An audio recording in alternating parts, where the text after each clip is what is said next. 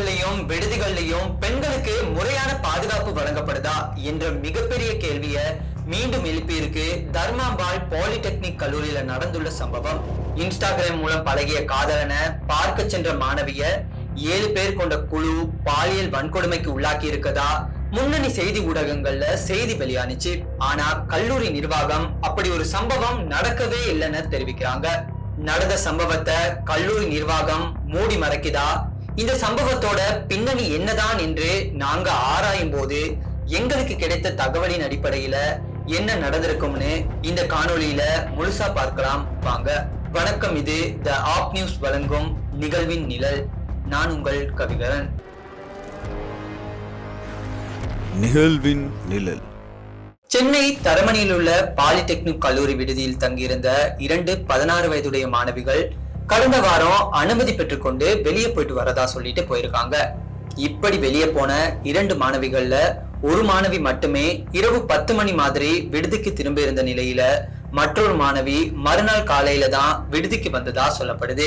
அப்படி வந்த மாணவியோட உடல்ல காயங்கள் இருந்ததாகவும் அதை கவனித்த கல்லூரி ஊழியர்கள் அந்த மாணவி கிட்ட விசாரிக்கும் போது அந்த மாணவி தன்னுடைய காதலனை பார்க்க போனதாகவும் அங்கு போதைப் பொருள் கொடுக்கப்பட்டு 7 பேர் கொண்ட கும்பலால் பாலியல் வன்கொடுமை செய்யப்பட்டிருந்ததாகவும் அதனால் அந்த பள்ளி மாணவிய நிர்வாகத்தினர் டிஸ்மிஸ் பண்ணதாகவும் முன்னணி ஊடகங்கள்ல பரபரப்பா செய்திகள் வெளியாகி இருந்துச்சு.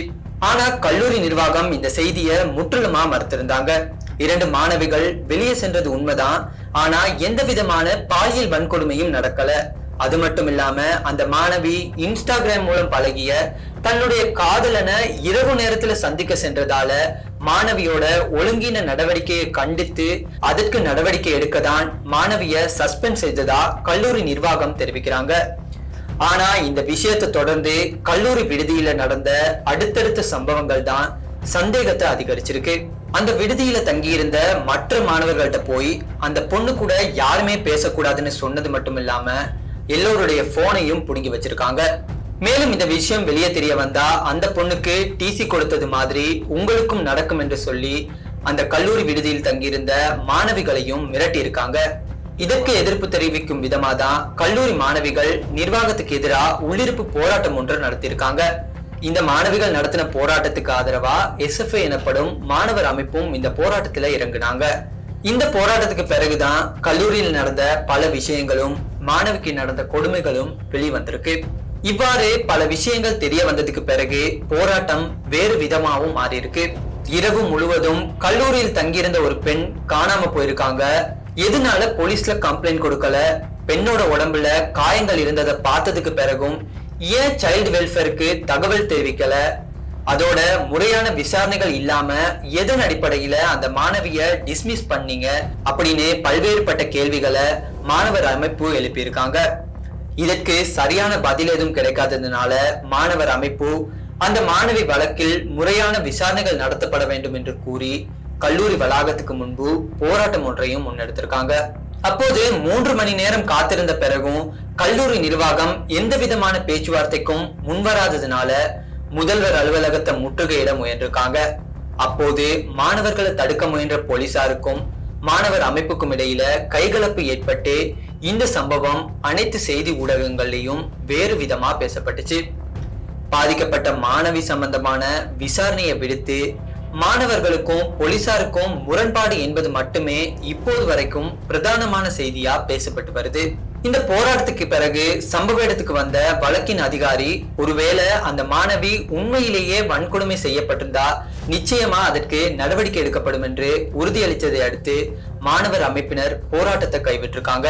இந்த சம்பவம் கல்லூரி நிர்வாகத்தின் பாதுகாப்பு நடவடிக்கைகள் மற்றும் பெண்கள் மீது நிகழும் வன்கொடுமைகளை அணுகும் முறைகளை பெரிதும் கேள்விக்குள்ளாக்கியுள்ளது.